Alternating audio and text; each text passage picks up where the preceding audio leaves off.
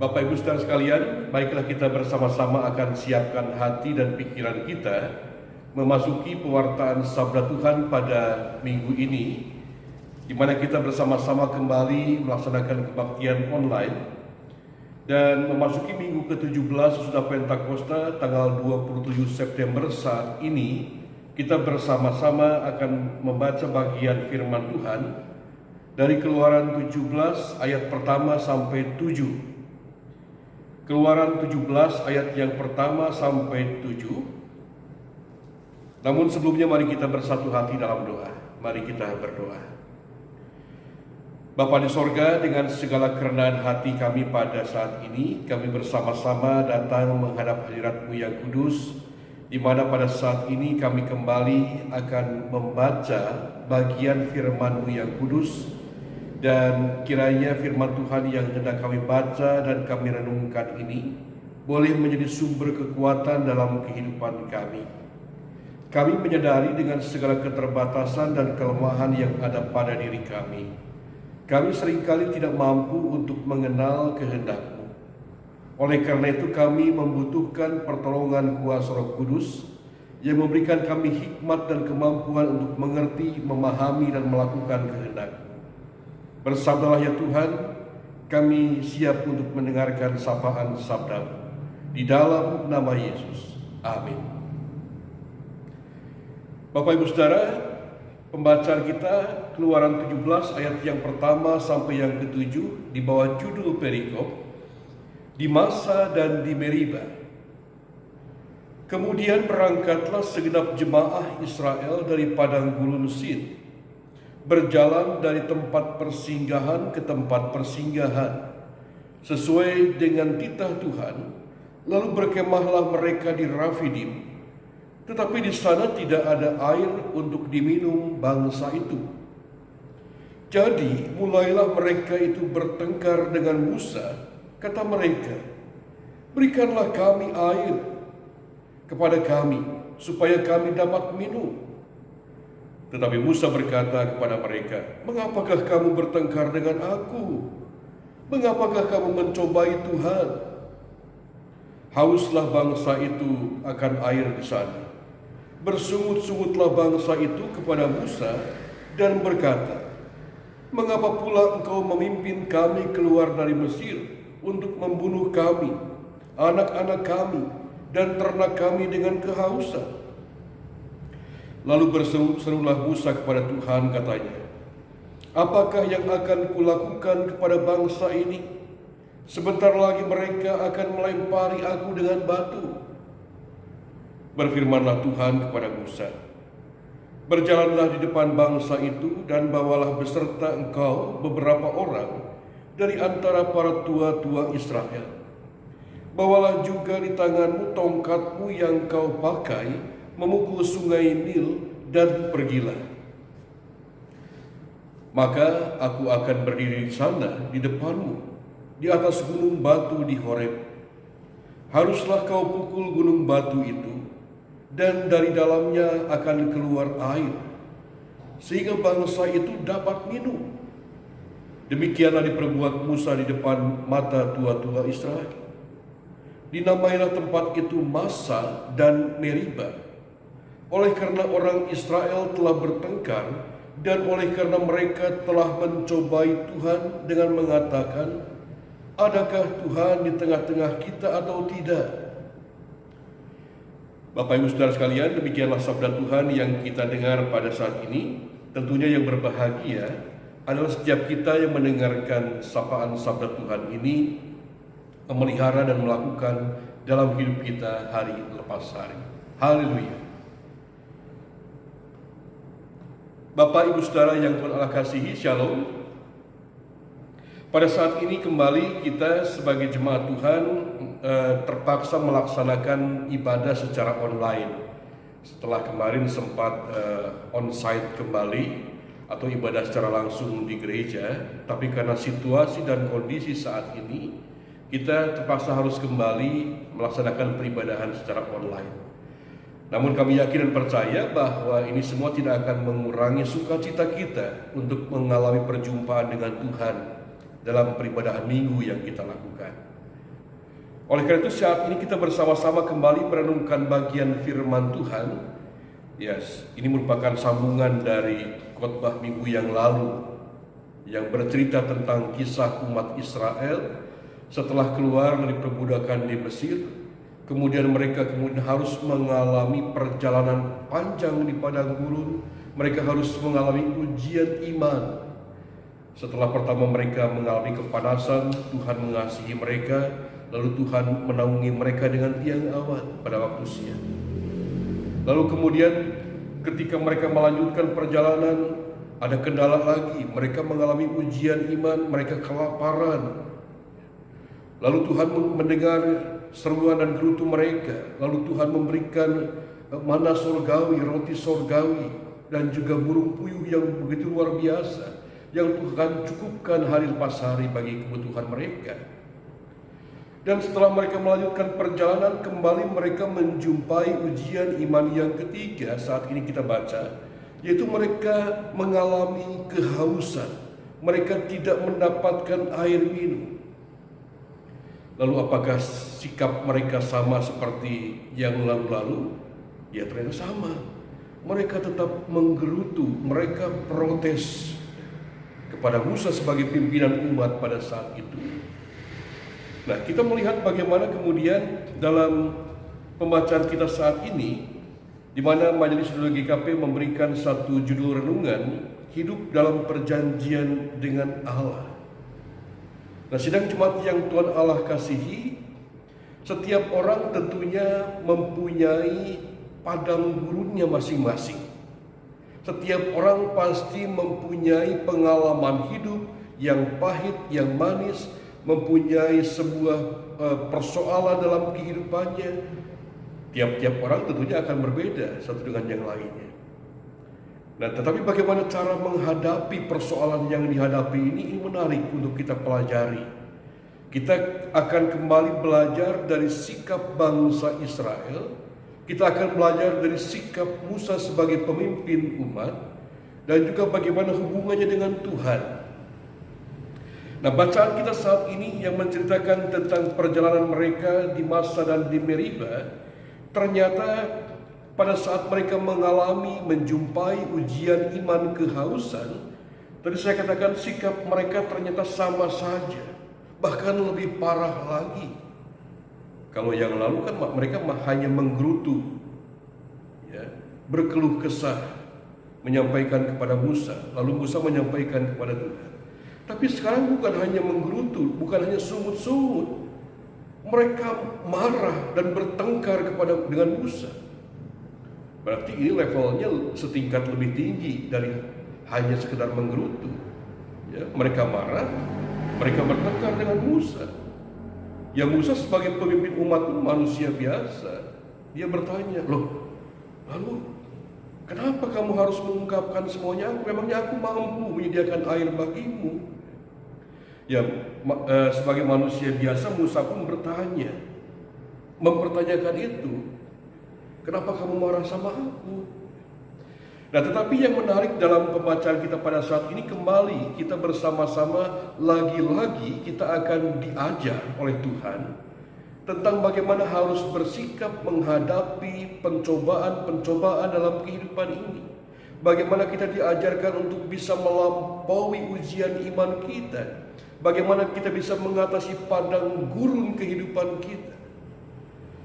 Ya, intinya dalam pembacaan kita melihat bagaimana kemudian Allah yang telah menunjukkan kedaulatannya, Allah yang telah menunjukkan kemahakuasaannya kepada umat Israel berulang kali, ternyata tidak membuat umat Israel ini katakanlah mempunyai keyakinan yang lebih kokoh.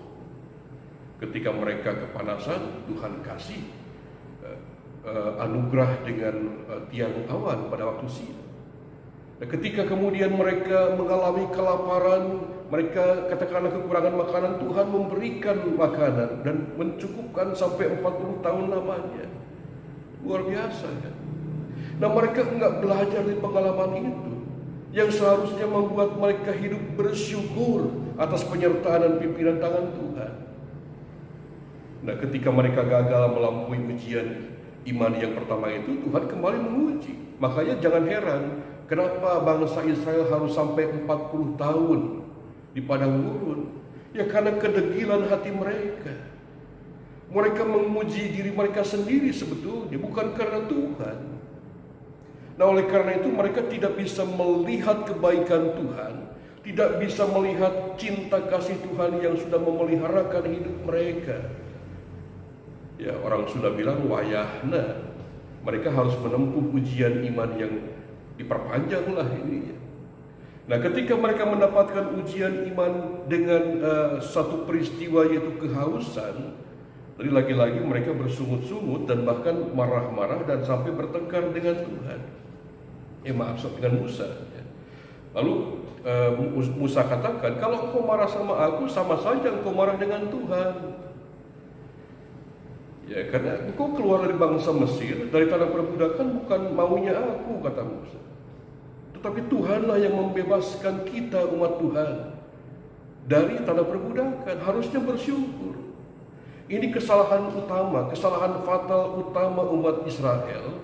Jadi tidak tahu bersyukur. Udah dibebaskan, mentalitas mereka masih mentalitas budak, masih memikirkan ke belakang, masih bernostalgia dengan tanah Mesir. Coba lihat gerutu mereka. Ya, tahu kayak gini mah mendingan tetap di Mesir deh, mendingan dijajah, makan daging, makan roti, enakan di sana. Ini jelas-jelas dalam tanda kutip telah menghina Tuhan yang telah membebaskan umat. Dengan kata lain, mereka tidak tahu bersyukur, tidak tahu berterima kasih atas cinta kasih Tuhan ini. Nah, ujian yang ketiga ketika mereka menderita kehausan pun sama ternyata. Mereka masih tetap melakukan tindakan yang sama, mental Mesir mereka masih melekat. Kenapa kemudian mereka mengalami perjalanan yang panjang? Tuhan melihat bahwa ini umatku ini perlu digodok dalam kawah candra dibuka. Ada maksud dan tujuan Tuhan yang sungguh luar biasa menggodok bangsa Israel. Ya. Itu supaya mereka menyadari Tuhan ingin mengubahkan mereka. Tuhan sadar betul bahwa untuk mengubahkan karakter seseorang, karakter umat itu tidak semudah membalik telapak tangan. Tapi perlu sebuah proses, kesadaran diri, pertobatan, keinginan yang kuat dari orang itu untuk berubah. Umat Israel degil hatinya, tegar tengkuk. Ya, wajar kalau Tuhan mendidik mereka dengan keras. Dengan ujian demi ujian yang mereka hadapi, ya boleh dikatakan mereka gagal, mereka belum lolos. Tuhan uji lagi. Nah, dengan ujian mereka menderita kehausan ini juga hendak mengajarkan kepada umat Israel dan termasuk kepada kita saat ini bahwa kita punya padang gurun masing-masing. Tuhan menghendaki kesabaran. Tuhan hendak mencoba mengingatkan kita, kamu gak percaya, kemarin baru aku tolong, baru aku selamatkan, baru aku cukupkan kebutuhanmu. Sekarang ketika kamu hanya baru haus saja, udah marah-marah. Lalu bertanya dalam ayat yang ke-7, di manakah Tuhan? Tuhan ada enggak sih? Kok gak menolong aku? Bapak Ibu, kalau sebagai orang tua, ya, yang sudah merawat, mendidik anak dari sejak kecil, kemudian mencurahkan cinta kasih kita sepenuhnya. Kadang-kadang memang kita memarahi mereka. Kita berusaha membuat yang terbaik bagi mereka. Tetapi ketika misalnya ada satu kesalahan atau kemudian kekurangan, lalu mereka mengatakan, wah mama, papa nggak cinta saya ya. Bayangkan Bapak Ibu, curahan cinta kasih kita selama mereka masih dalam kandungan, setelah lahir, dibesarkan, dirawat, hanya karena persoalan sepele, lalu mereka mengatakan kepada orang tua bahwa bapak, ibu, ayah, atau mama tidak mencintai aku. Sebagai orang tua pasti akan merasakan sakit yang luar biasa. Demikian juga Allah sudah mencurahkan cinta kasih-Nya, ya, merawat umat sedemikian rupa, memberikan kebutuhan, keperluan, mencukupkan segala sesuatunya. Lalu tiba-tiba hanya karena kehausan mereka mengatakan bahwa di mana Tuhan? Tetapi kita melihat cinta kasih Tuhan tidak pernah berkesudahan. Sekalipun umat memberontak, tetapi Tuhan masih mengasihi mereka. Tuhan tetap merawat mereka. Tuhan masih membutuhkan apa yang mereka mau. Buktinya ketika Musa pun sebagai pimpinan umat saat itu manusia biasa juga. Lalu ketika kemudian umat bersungut-sungut dan marah dan bertengkar dengannya, ya Musa sebagai manusia biasa juga dia datang kepada Tuhan. Ini yang harus kita contoh. Ketika mengalami kebuntuan, kekalutan, tidak bisa bertindak, aduh saya harus bagaimana? Ketika desakan-desakan intimidasi menggencet kita, mari kita belajar seperti Musa, datang kepada Tuhan. Tuhan, manusia biasa. Ini bagaimana umat berteriak-teriak? Sebentar lagi mereka melampari aku dengan batu. Ya ketakutan Musa juga beralasan, karena mereka sudah begitu marah. Nah, lalu Musa datang kepada Tuhan, berkeluh kesah kepada Tuhan sebagai seorang pemimpin umat.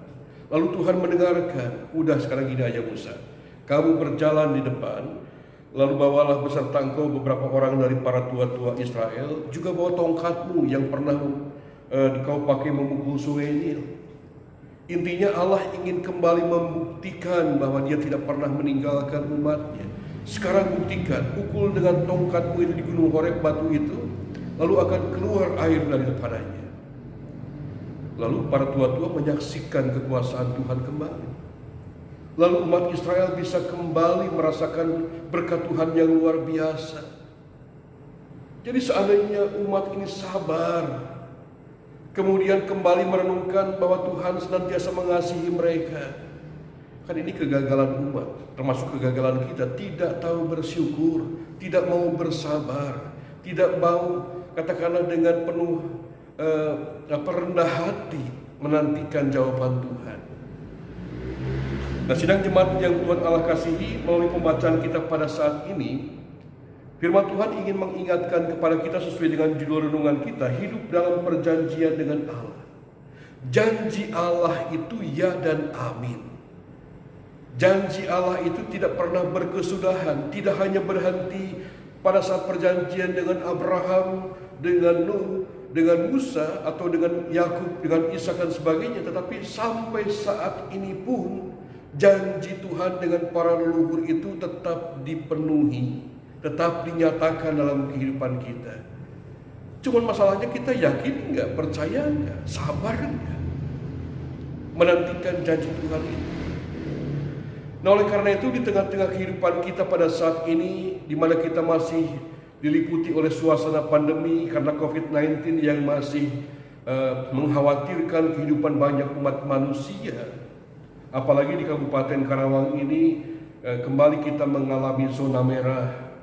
Bahkan saat ini kita mulai hari Kamis yang lalu telah ditetapkan jam malam sampai jam 9 malam, katakanlah kegiatan aktivitas berkerumun.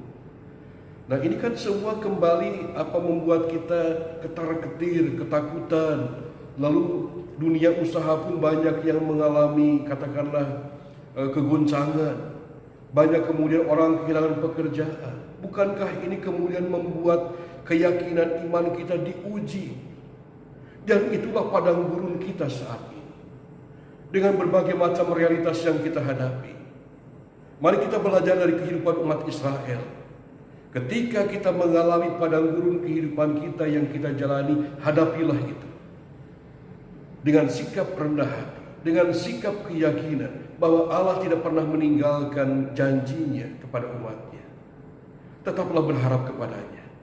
Yakin dan percayalah bahwa pertolongannya akan tepat pada waktunya, bukan menurut keinginan kita, tapi selaras dengan kehendak dan rancangan Tuhan. Tuhan memberkati kita sekalian. Amin.